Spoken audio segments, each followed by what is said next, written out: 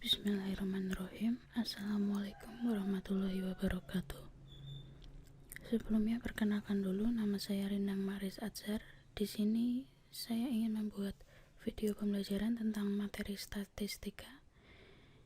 Ini masih pada bagian pengertian. Materi ini ditujukan untuk SMP kelas 8 semester 2. Tujuan saya membuat video pembelajaran ini adalah untuk memudahkan siswa-siswa saya dalam belajar materi statistika. Selain itu, semoga apa yang saya sampaikan ini juga bisa berguna untuk sobat-sobat metik sekalian. Langsung saja kita mulai pada apa yang akan kita pelajari, yaitu tentang statistika. Apa itu statistika? Statistika adalah ilmu yang mempelajari bagaimana merencanakan, mengumpulkan, menganalisis, lalu menginterpretasikan dan akhirnya mempresentasikan data. Nah, secara singkatnya, statistika itu adalah ilmu yang bersangkutan dengan suatu data. Jadi jika kita ingin melakukan suatu perhitungan statistika, maka tentunya kita harus memiliki data. Nah, sedangkan apa itu data? Data adalah keterangan yang diperlukan untuk mendapatkan gambaran mengenai suatu keadaan atau untuk memecahkan suatu masalah. Nah, misalkan kita ingin mengetahui nilai rata-rata dari suatu kelas, misalkan kelas 8. Nah, tentunya kita memerlukan nilai, kumpulan dari nilai-nilai siswa. Nah, kumpulan dari nilai-nilai siswa itu disebut dengan data. Agar lebih jelas lagi, data itu dibagi menjadi dua, yaitu adalah ada data kualitatif dan data kuantitatif. Dari bahasanya, kualitatif itu adalah bukan berupa bilangan. Jadi untuk data kualitatif adalah data yang bukan berupa bilangan. Nah, data kualitatif ini bisa diperoleh dari pengamatan sifat atau karakteristik suatu objek. Karena dia hanya berupa sifat atau karakteristik, sehingga dia tidak bisa diukur. Jadi hasilnya itu bukan bilangan. Contohnya seperti golongan darah. Nah, golongan darah ini kan misalkan A, B, O. Nah, itu sesuatu keterangan karakteristik seseorang. Kemudian untuk pekerjaan orang tua, ini juga merupakan contoh dari data kualitatif. Misalkan karyawan, petani, nelayan. Nah, itu kan sesuatu yang tidak perlu diukur. Nah, yang kedua adalah data kuantitatif. Data kuantitatif ini pasti berupa bilangan, karena diperoleh dari hasil pengukuran, sehingga hasil yang didapatkan itu berupa angka atau bilangan. Contohnya adalah nilai ulangan. Nah, nilai ulangan ini kan jelas, pasti 70, 60, 60, 50, 100 dan sebagainya. Nah, pada statistika di kelas 8 ini kita akan fokus pada data yang kuantitatif. Untuk data kuantitatif ini dibagi menjadi dua, yaitu data cacahan dan data ukuran.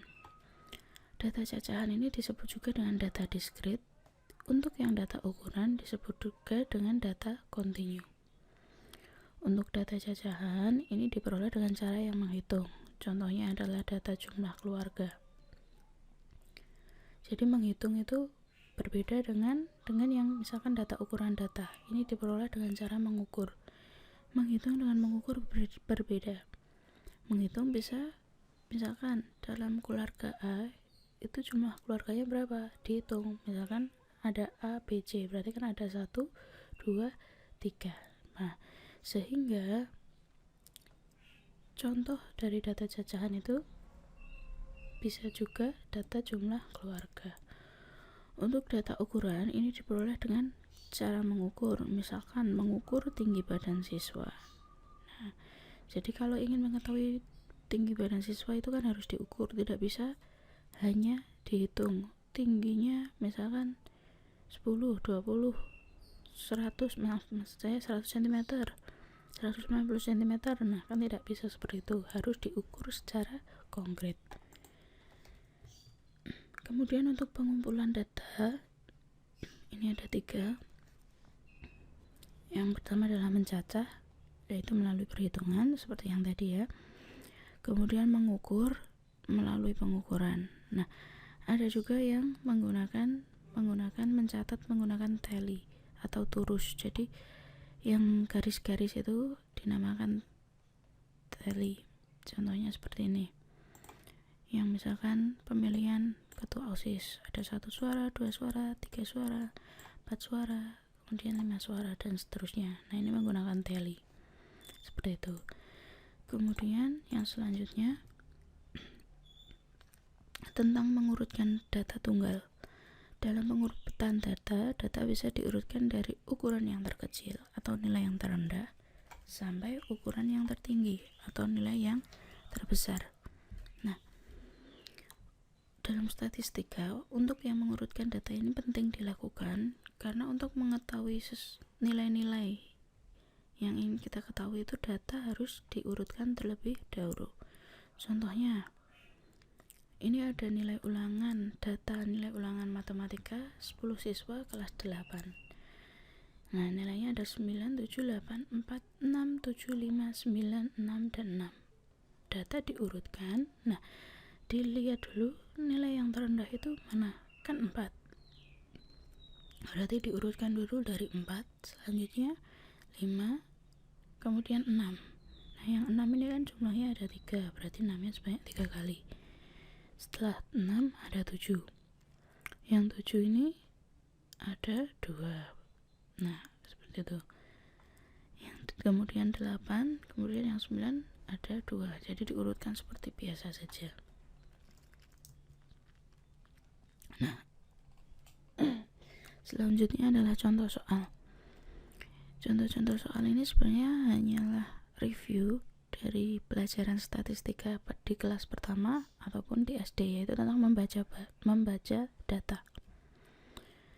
Kita perhatikan pada contoh soal yang pertama. Diagram garis berikut menunjukkan banyak pasien puskesmas Jaya Sehat selama 6 hari. Nah, bisa dilihat diagramnya ya.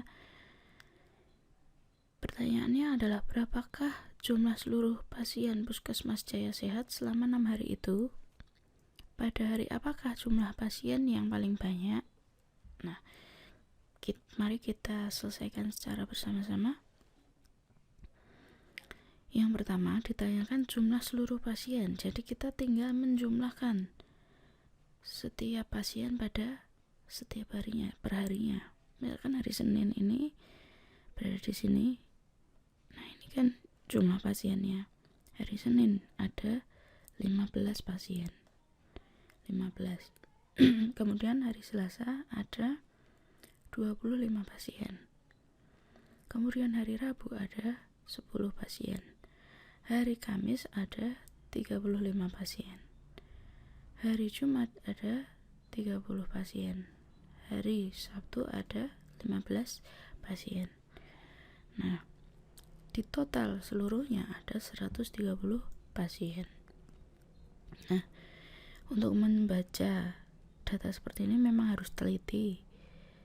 Ini kebetulan memang sedikit mudah ya, karena letaknya pas. Nah, misalkan nanti datanya agak ke atas, berarti harus kita sesuaikan di antara 15 dan 20 itu apa, seperti itu.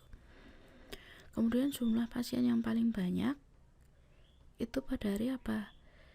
Nah, pada grafiknya bisa kita lihat tertingginya kan ada di sini. Ada di 35 pasien atau pada hari Kamis. Nah, kita lanjut pada contoh soal yang kedua. Diagram di bawah, nanti diagramnya di slide selanjutnya. Ini memperlihatkan jumlah produksi gas dan minyak bumi dalam ribuan meter kubik pada tahun-tahun 2002 sampai dengan tahun 2006. Berdasarkan diagram tersebut, jawablah pertanyaan berikut. Berapa meter kubik produksi gas yang paling banyak? Tahun berapa? KB, kapan produksi gas? Maaf ya, typo ini. Gas dan minyak bumi mengalami penurunan. Kira-kira berapa persen penurunannya? Yang C, kapan produksi minyak bumi mengalami kenaikan paling besar? Kira-kira berapa persen kenaikannya? Yang do atau D, dapatkah kamu memperkirakan berapa M kubik produksi gas dan minyak bumi pada tahun 2007? Mari kita jawab secara bersama-sama. Nah, ini untuk grafiknya. Ini ada grafik batang dengan dua keterangan. Yang merah ini untuk minyak bumi, yang biru untuk gas.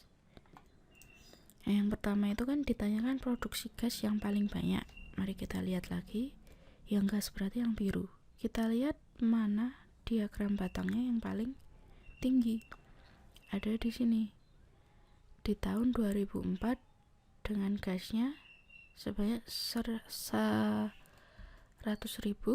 meter kubik. Berarti jawabannya adalah pada tahun 2004. Kemudian produksi gas dan minyak bumi mengalami penurunan pada tahun berapa? Kita lihat lagi. Minyak bumi ya. Nah, kita fokus pada yang warna merah. Ini tetap ya, di tahun 2002 dia 100.000.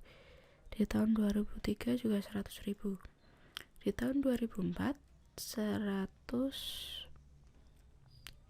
Ini kira-kira berarti dilihat. Ini kan di tengah-tengahnya. Di tengah-tengah antara 100 dan 120. Berarti ini 110.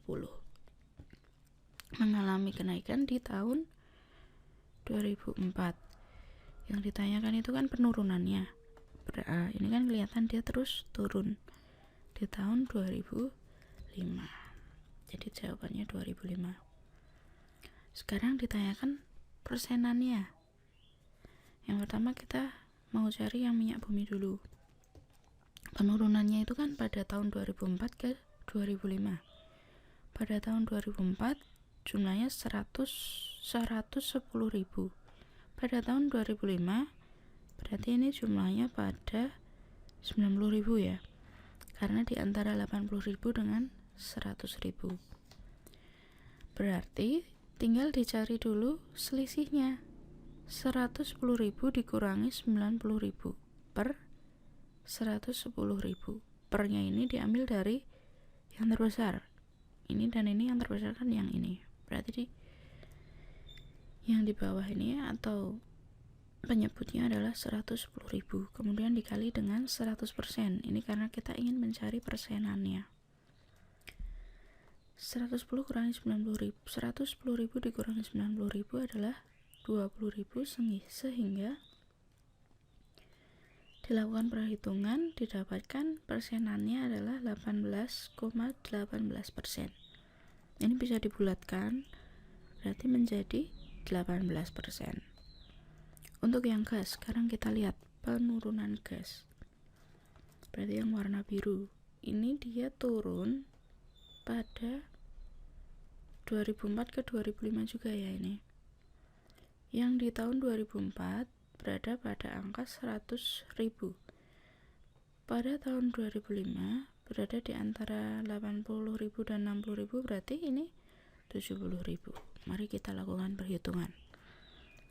100.000 dikurangi 70.000 per, nah yang paling banyak kan 100.000, berarti per 100.000 dikali 100%. Nah, didapatkan hasilnya adalah 30%.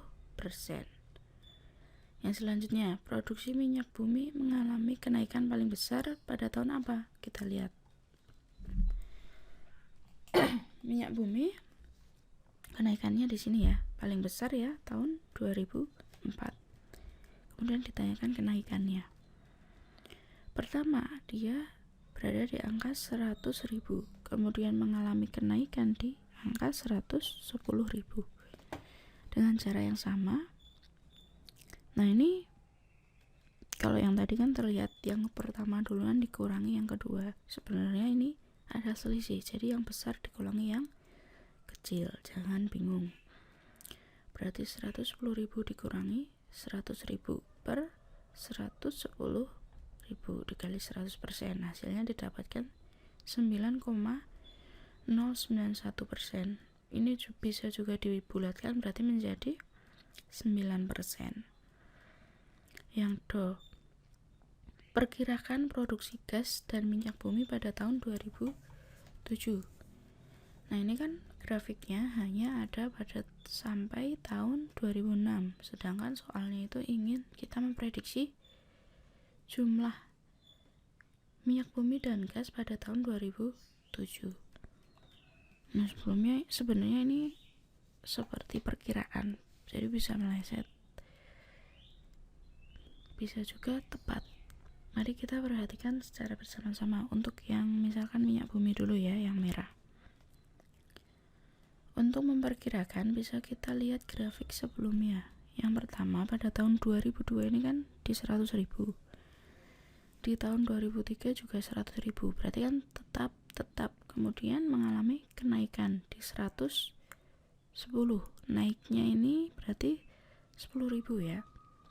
Nah, setelah naik dia turun sebanyak 90.000, turunnya menjadi 90.000, kemudian tetap lagi 90.000, sehingga bisa disimpulkan bahwa grafiknya itu cenderung 2 tahun dia akan tetap, kemudian tahun berikutnya akan naik dengan selisih 10.000.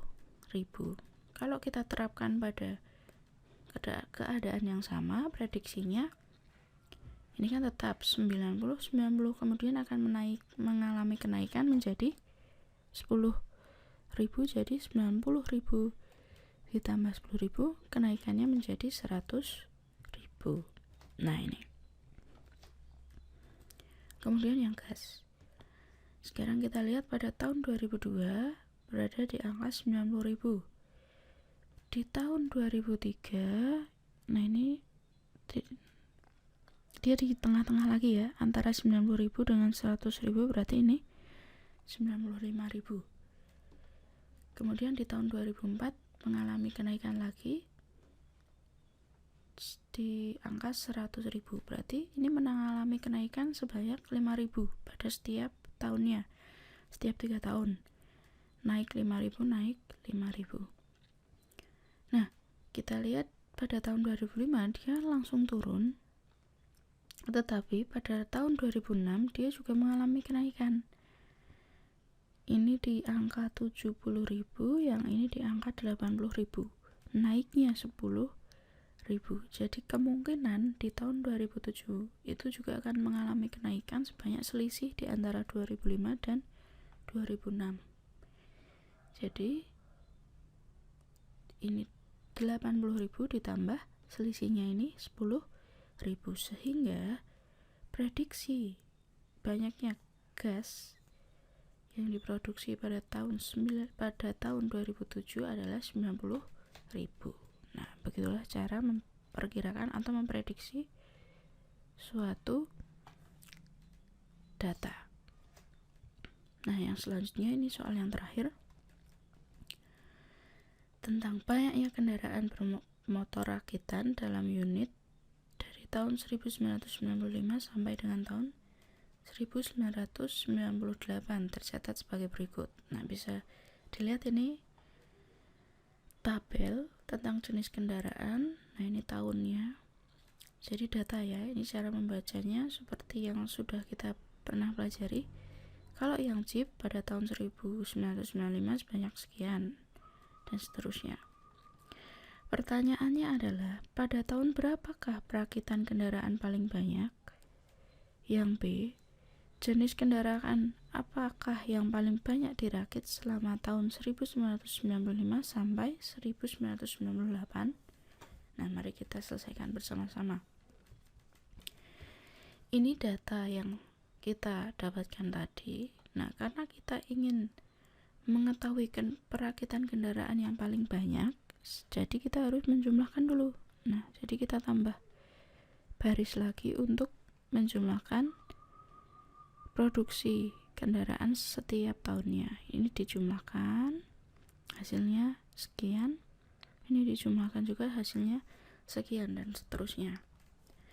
Kemudian kita lihat yang paling besar ini ada di 2.250.390 rupiah, yaitu di tahun 1997. Jadi jawabannya yang ini. Nah, sekarang ditanyakan jenis kendaraan yang paling banyak dirakit selama tahun 1995 sampai 1998 itu yang mana? dilihat. Berarti yang dijumlahkan sekarang ini, misalkan kita mau cari tahu kendaraan Jeep.